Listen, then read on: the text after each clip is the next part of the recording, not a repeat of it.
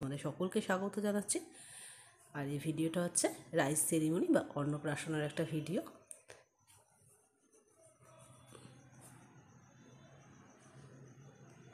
শুক্রবার দিন ছিল আমার বোনের অফিস কলিগের মেয়ে রাইস সেরিমনি, আর সেই উপলক্ষে আমাদের দু বোনকে ইনভাইট করেছিল। আর এটা ছিল হাওড়া বালিতে। আমরা আর এই অনুষ্ঠানটা ছিল খাওয়া দাওয়ার দুপুরবেলা। আর আমি যেহেতু টালিগঞ্জে থাকি, তো হাওড়া বালিতেও অনেকটাই দূর আমার থেকে, বুঝতেই পারছো। তাই আমরা বাড়ি থেকে 12টা এরকম সময় বেরিয়ে গেছিলাম। আর টালিগঞ্জ থেকে মানে নেতাজি মেট্রো স্টেশন থেকে আমরা মেট্রোতে উঠে দক্ষিণেশ্বরে নেমেছিলাম। আমরা মেট্রোতে উঠে গেছি। আর টালিগঞ্জ থেকে দক্ষিণেশ্বর যেতে অনেকটাই টাইম লাগে।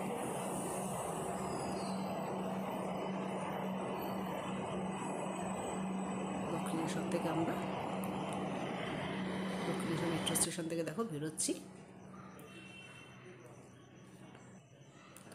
দক্ষিণেশ্বর মেট্রো স্টেশন থেকে বেরিয়ে আমরা উল্টো দিকে অটোতে উঠেছিলাম, বালিঘন্টের অটো। 5 থেকে 7 মিনিট লেগেছিল অটো করে, আর অটো ভাড়া ছিল 10 টাকা।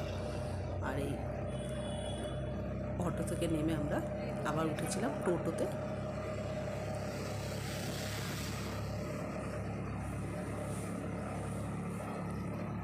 টোটো করে একেবারে পৌঁছে গেছিলাম রাইস সেরিমনি অনুষ্ঠানটা যেখানে ছিল ঠিক সেই জায়গাটাতেই। দেখো আমরা রাইস সেরিমনি অনুষ্ঠানে জায়গায় পৌঁছে গেছি। আর এই হচ্ছে বাচ্চা, আর এই হচ্ছে বাচ্চার মা। এখানে একটা বিশেষত্ব ছিল কি, এখানে দুটো কাকাতুয়া ছিল, আর এই কাকাতুয়াগুলোর সাথে সবাইকে সেলফি তোলার একটা ব্যবস্থা করেছিল। যদিও আমার এটা খুব খারাপ লাগছিল, কিন্তু কী করা যাবে, এটা ওদের কাজ, কিছু করার নেই। পাখিগুলো খুবই কষ্ট হচ্ছিল, এত লোক গরমে। একটা পাখি ছিল সাদা, আর একটা পাখি দেখো ব্লু কালারের। সাদা পাখিটা ভীষণ শান্ত ছিল, আর এই পাখিটা ভীষণ রেগে গেছিল। যাই হোক, আমি এর সঙ্গে ছবি তুলি পাখিগুলোর সাথে।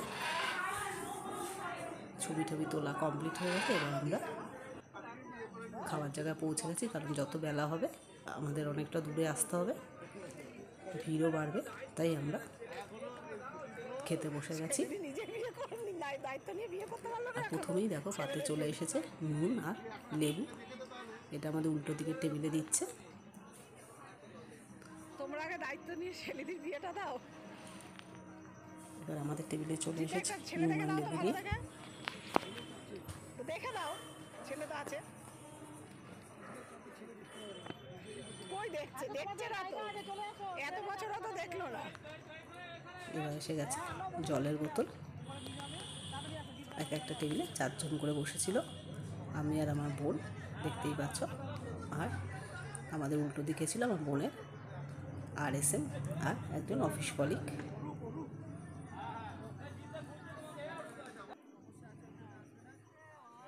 নুন লেবু তো দিয়েই গেছে, জলও দিয়ে গেছে। এবার দেখো পাতে ঘি ভাত দিয়ে গেছে, আর সাথে দিয়ে গেছে বড়ি দিয়ে শাক ভাজা। খুব সুন্দর হয়েছিল বড়ি দিয়ে শাক ভাজাটা, আমার তো দারুণ লেগেছে প্রতিটা আইটেমই।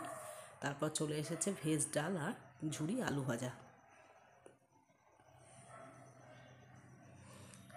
আইটেমগুলো অসাধারণ খেতে ছিল, আর ভীষণ হালকা রান্না বান্না ছিল। তারপরে চলে এসেছে দেখো স্যালাড, আর সাথে তোপসে ফ্রাই। তোপসে ফ্রাইটা খুব সুন্দর হয়েছিল, আর আমি ফ্রাই খেতে এমনিতেই খুব ভালোবাসি, তাই 2খানা তোপসে ফ্রাই খেয়েছিলাম। সব থেকে বেশি যেটা আমার ভালো লেগেছে আর অভিনবত্ব সেটা হচ্ছে কচু পাতায় চিংড়ি। এটা দারুণ লেগেছে, যদিও গলাটা একটু ধরেছিল, কিন্তু তবুও। তারপরে এসে গেছে দেখো দই কাতলা। দই কাতলা দিয়ে খেতে না খেতেই এসে গেছে ভেটকি মাছের পাতুরি। আর পাতুরি খেতে কেনা ভালোবাসে, আমি তো ভীষণ ভালোবাসি, আর বানাতেও খুব ভালোবাসি। তারপর এসে গেছে চাটনি, পাঁপড়, আর পাতে যেহেতু অন্নপ্রাশন তাই পায়েস। সাথে ছিল নলেন গুঁড়ো রসগোল্লা আর সন্দেশ আর আমদই।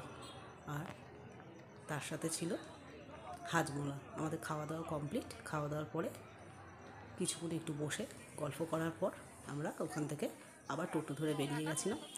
যেহেতু যাওয়া হয় না ওদিকে, তাই ভাবলাম একেবারে দক্ষিণেশ্বর বেলুড় মঠ ঘুরেই যাই। আমরা দেখো বেলুড় মঠে ঢুকছি। এই হচ্ছে আমার বোন।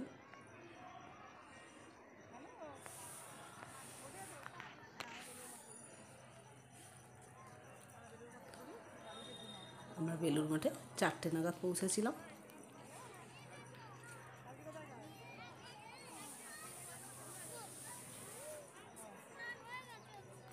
কি সুন্দর পরিবেশ দেখো, বেলুড় মঠটা আমার ভীষণ ভালো লাগে। আর গাছ আমার ভীষণ ফেভারিট, বিশেষ করে ফুল গাছ। আমার বাড়িতে এমনিতেই অনেক গাছ আছে। দেখো গাঁদা ফুলগুলো কি সুন্দর, কি বড় বড় ফুলগুলো, দেখে মনটা পুরো জুড়িয়ে যাচ্ছে।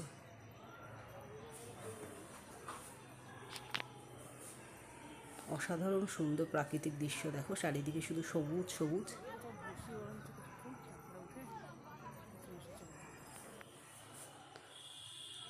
আর আমরা এবার গঙ্গার ধারের দিকে যাচ্ছি বসার জন্য।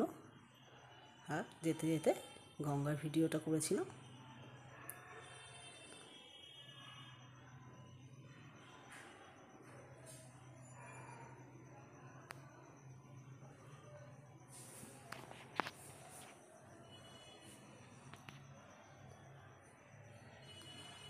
আমরা ওখান থেকে গঙ্গার জলও নিয়েছিলাম 1 বোতল। এবার বসার জন্য গঙ্গার ধারের দিকে যাচ্ছি, জায়গা খুঁজছি। যেহেতু মাটিটা একটু ভিজে ভিজে ছিল, তাই একটু শুকনো মাটি কোথায় আছে তার খোঁজে আমরা আরও সামনের দিকে এগিয়ে যাচ্ছিলাম। আমরা ওখানে বেশিক্ষণ বসিনি, 5টার সময় ওখান থেকে বেরিয়ে গেছিলাম। এখনও বসিনি, দেখো এটা আমার বোন। আর ওখান থেকেই আমি মা ভবতারিণীর মন্দির, দক্ষিণেশ্বরের মন্দিরে ছবি তুলেছিলাম। কিন্তু সামনে দিয়ে যেহেতু ছবি তোলা যায় না, ছবি তোলা যায় কিন্তু মায়ের মূর্তি বা ভেতরে পুজো দেওয়ার কিছু ছবিই তোলা যায় না, তাই আমি এখান থেকেই লঞ্চ থেকেই ছবিগুলো তুলেছিলাম। বেশ কিছুক্ষণ বসার পরে আমরা 5টা নাগাদ বেলুড় মঠ থেকে বেরিয়ে পড়েছিলাম দক্ষিণেশ্বরের উদ্দেশ্যে লঞ্চ ঘাটের দিকে।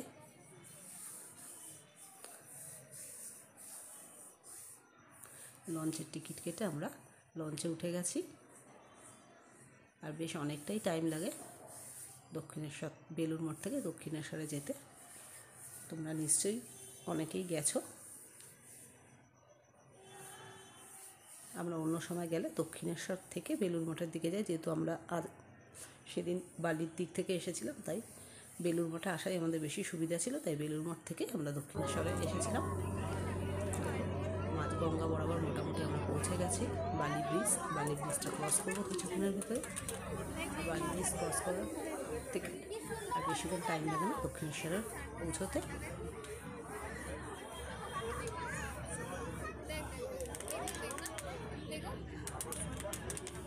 লঞ্চটা বালি ব্রিজের নিচ দিয়ে যাচ্ছে। বালি ব্রিজটা দেখো আমরা ক্রস করে গেছি। গঙ্গার কি অপরূপ দৃশ্য দেখো, মনটা যেন সত্যিই ভরে যায়।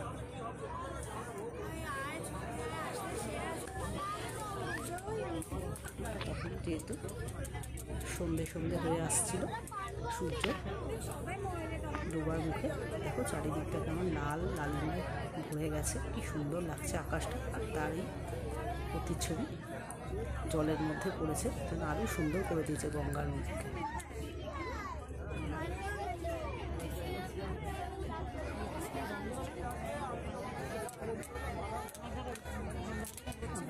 লঞ্চ থেকে নেমে গেছি, এবার দক্ষিণেশ্বরের মন্দিরে পুজো দিতে যাচ্ছি। পুজো দেওয়ার ভিডিওটা তোমাদের সঙ্গে শেয়ার করতে পারলাম, জানো ফোন জমা নিয়ে না। আর এই বাইরে থেকেই মা ভবতারিণীর মন্দিরে ছবি তুলেছিলাম। আমরা পুজো দিতে ঢুকেছিলাম 5:30 কি 6:45 নাগাদ। আর ওখান থেকে বেরিয়েছি 8:30, কারণ যেহেতু সন্ধ্যা আরতি শুরু হয়ে গেছিলো। এবার আমরা পুজো দিয়ে বেরিয়ে পড়ছি মন্দির থেকে। দেখো কি সুন্দর আলো ঝলমল করছে গেটের সামনে। আমরা স্কাইওয়াক দিয়ে যাচ্ছি মেট্রো স্টেশনের দিকে। আর এই স্কাইওয়াকে যে সমস্ত দোকানগুলো আছে, তোমরা যারা গেছো অতি অবশ্যই দেখেছো নিশ্চয়ই কত সুন্দর দোকানগুলো। সফট টয়েস থেকে শুরু করে এখানে পুজোর জিনিস, শোপিস, সাজার জিনিস সব কিছুই পাওয়া যায়। আমার ভিডিওটা তোমাদের কেমন লাগলো অতি অবশ্যই জানি। ভালো লাগে লাইক শেয়ার কমেন্টস করতে পারো। Thank you.